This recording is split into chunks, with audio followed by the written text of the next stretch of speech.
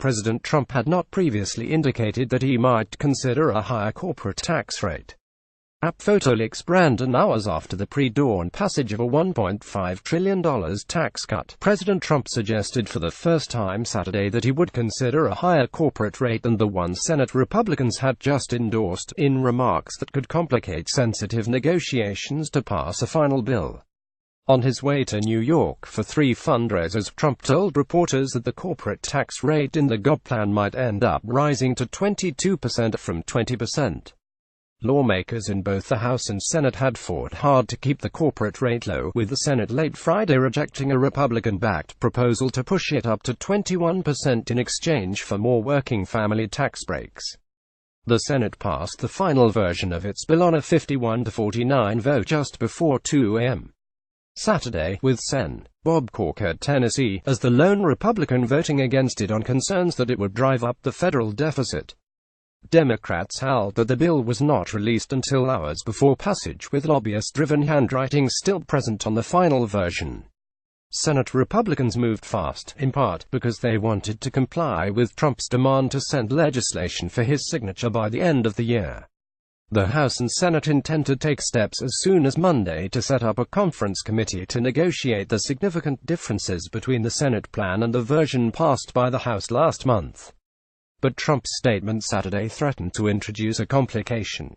Business tax all the way down from 35 to 20, Trump told reporters, remarking on a core provision of the Senate bill. It could be 22 when it all comes out, but it could also be 20. We'll see what ultimately comes out. Moving the corporate tax rate up by 2 percentage points could raise $200 billion, money Trump might need to try to satisfy the concerns of Republicans frustrated that the plan does not reduce top individuals' tax rates enough, or of others such as Sen. Marco Rubio, who argued that the bill should do more for low-income families. Rubio complained Friday that colleagues would not even allow him to move the corporate rate to 20.94%, saying they acted as if this would be a catastrophe.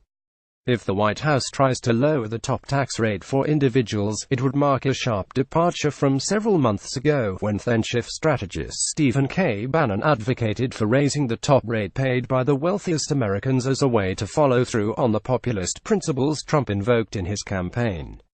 Lowering the corporate tax rate was a centerpiece of the plan, and Republicans have said that it will help businesses free up money to invest, grow and raise wages. They continually reshaped the tax cut bills in the House and Senate to help businesses, even if it meant cutting back on tax benefits for individuals and families. Senate Majority Leader Mitch McConnell RKY dismissed suggestions that the corporate rate could rise to 22%, pointing to votes in both the House and Senate that would set it at 20%. That would be a major change, McConnell said in a telephone interview, adding that the vote showed he does not have much of a margin. House conservatives have strongly opposed a higher corporate rate, with Rep. Mark Meadows, RNC, chairman of the Freedom Caucus, saying that anything above 20% would be unacceptable. It remained to be seen how the president's endorsement of a higher rate might impact the stance. The Freedom Caucus was the first to embrace the president's call for a 15% corporate rate and has been consistent in its position, calling for a rate as low as possible but no higher than 20%, Meadows said in a text message. "I'm certain he will be signing a tax relief package by December 21, which will meet the pro-growth standard the Freedom Caucus has demanded for many months." Saturday's vote was a bright victory for Trump amid the political troubles facing the White House on other fronts, as well as for Republicans after the collapse of their efforts to repeal the Affordable Care Act. Business groups welcomed the Senate vote, which moved them a major step on the way to the long-standing goal of lower corporate taxes. The current U.S. statutory rate of 35% is the highest among major industrial economies, though many corporations pay a far lower rate. The decades-long drive toward meaningful tax reform is closer than ever to becoming a reality, said Tom J. Donahue, president of the U.S. Chamber of Commerce.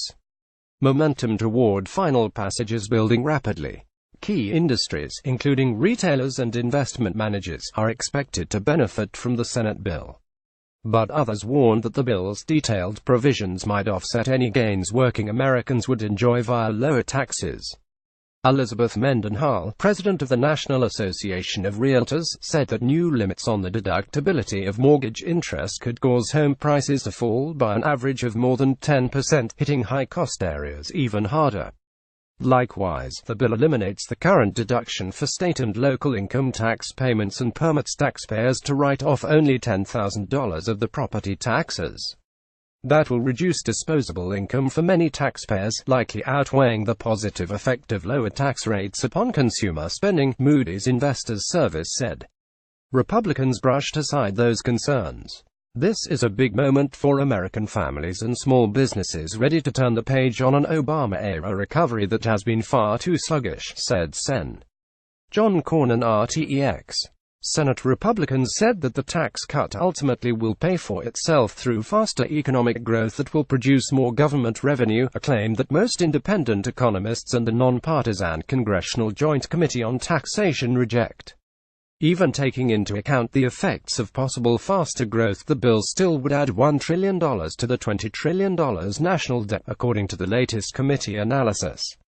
Many economists also said that the tax cut is ill-timed, because the economy already is running hotter than the Federal Reserve believes is possible without eventually triggering higher inflation. The economic expansion is in its 9th year, making it one of the longest in U.S. history, and the jobless rate in October fell to 4.1%. Later this month, the Fed is expected to raise rates for the third time in 2017. Most economists believe that the nation's central bank will respond to the tax cut by raising interest rates more aggressively to head off incipient inflation. The worry for the Fed will be whether the economy might overheat, including the creation of bubbles in the stock market and among other asset classes, said Mark Hamrick, senior economic analyst for Bankrate.com. In last-minute actions, Republicans allowed taxpayers to use funds from college savings plans for tuition at religious secondary schools and opted not to eliminate the alternative minimum tax. Instead, the AMT will be retained for corporations and limited to individuals earning $70,600 in taxable income and couples making $109,400. Lawmakers also added a provision that provides favorable treatment for the oil and gas sector. The president is betting that an eventual tax cut will pay off for Republicans in 2018. At a New York fundraiser Saturday, he said that Democrats had made a mistake by opposing the legislation. "We got no Democrat help, and I think that's going to cost them very big in the election because they voted against tax cuts," Trump said. "And I don't think politically it's good to vote against tax cuts. But the president is gambling that public opinion, which is hostile to the legislation, will reverse before Election Day."